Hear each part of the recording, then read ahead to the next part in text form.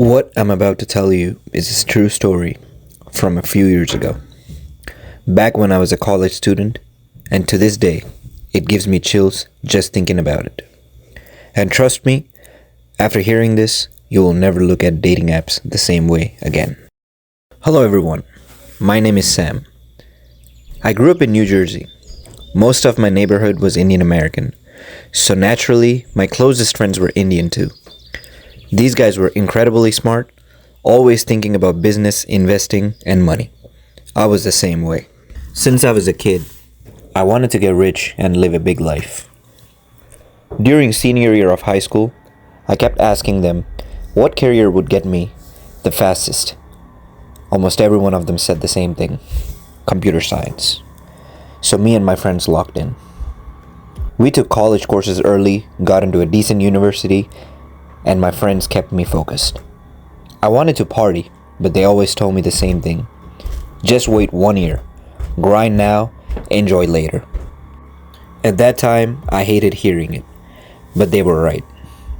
I applied to over 100 internships, mostly in other countries, because I always wanted to travel. And then I got it. A 3-month summer internship in Mumbai, India.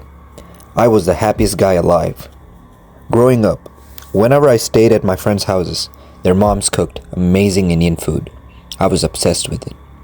But my friends always said, "Bro, this is nothing compared to the real food in India." Now, I was finally going. When I landed in Mumbai, I was blown away. The city felt alive. Loud streets, bright lights, ocean air, everything moving fast. I even rented a small car. Few weeks passed. Internship was going amazing. That's when I met Rohan. He was a local, super smart, and really welcoming. He showed me the best places in the city. But there was something about him. He was obsessed with horror stories and said he was psychic. One day, he looked at me dead serious and said, "Sam, whatever you do, never go to these 2 places in Mumbai: the Matunga Cinema and the Carter Road Skywalk." I laughed. I thought he was joking. Even other coworkers said, "Don't listen to Rohan. He's just weird sometimes." So I ignored it.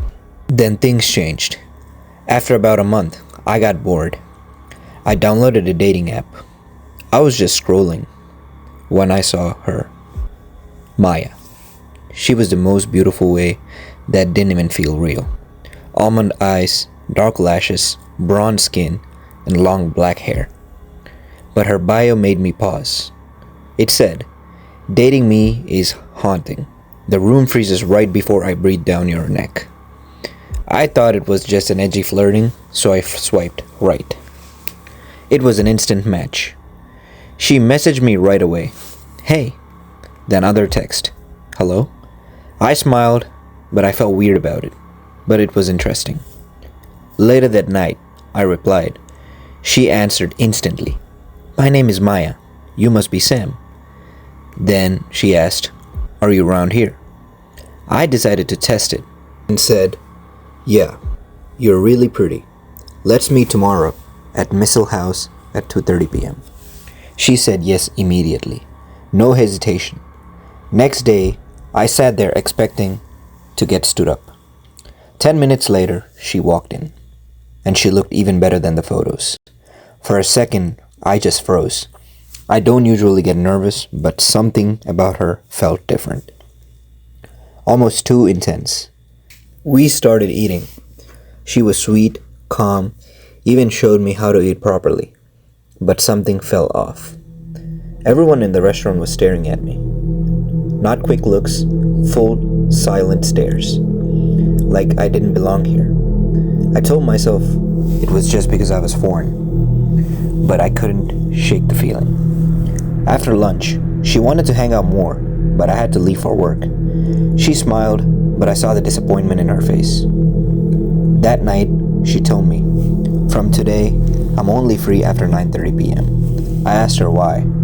She said she was working extra shifts. I believed her. Over the next couple weeks, we kept meeting at night. I was starting to really like her. But then, my internship was almost over. One morning, I texted her, I would be leaving the country soon. She replied immediately, I need to see you tonight. My parents won't be home. I'll show you a place with the street food. Then we can go to my place. I agreed. When I met her, she hugged me tightly. Then she whispered, don't worry about leaving. We still have time. Her voice made my head go blank for a second. After street food, she led me down a narrow path. No lights, just our phone flashlights. At first, there was a few guys on bikes, then nothing. No people, no noise, just darkness. I stopped and asked, where are we going? She turned and said calmly, the Carter Road sidewalk. My stomach dropped. That place was the place Rohan warned me about. I almost wanted to turn back, but I kept walking. The deeper we went, the quieter it got. Then I said, we should stop. It's hard to find our way back.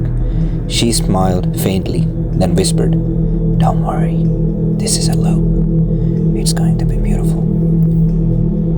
She let go of my hand and started walking ahead slowly, like she was in trance. That's when it happened.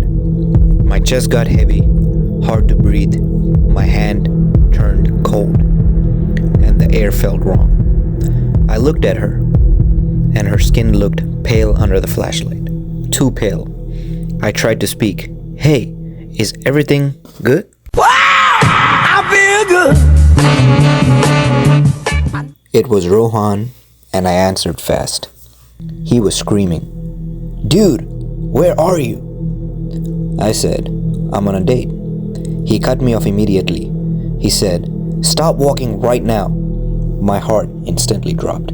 I said, what? He said, stop right now. I froze. Maya kept walking. She didn't even turn around, didn't react, just kept going slowly, like she couldn't hear anything. Rohan said, walk backwards slowly, and when you're far enough, run. So I did. The moment I stepped back, the pressure in my chest lifted. I could breathe again. Then I turned and ran. I didn't look back.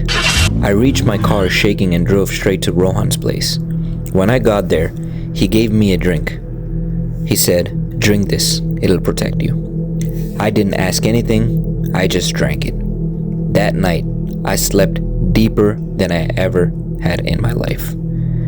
The next morning, everything felt normal, but I couldn't stop thinking about her. Was she real, or was I losing it? I went back to my apartment and called her number. A robotic voice answered, the number you're trying to reach is not in use. My body went cold. I need answers. I contacted a friend whose dad was a police officer.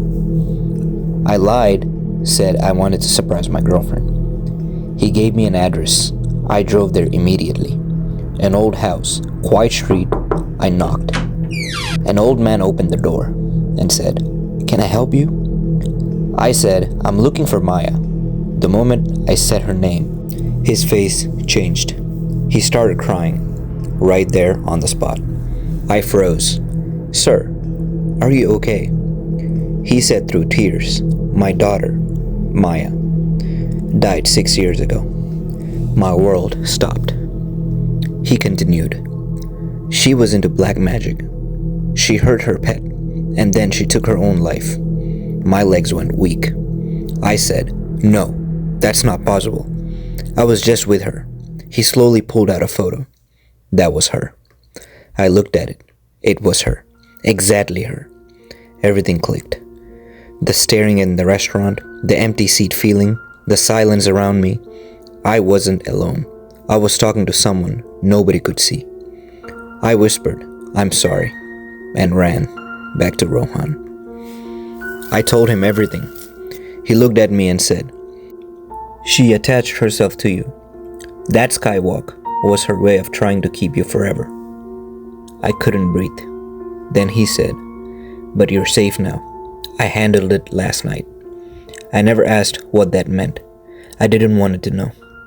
I stayed with him until my flight. When finally left India, I hugged him like my life depended on it. Because it probably did.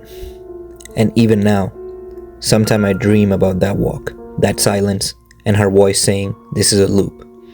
And like I said, I'm never using a dating app again.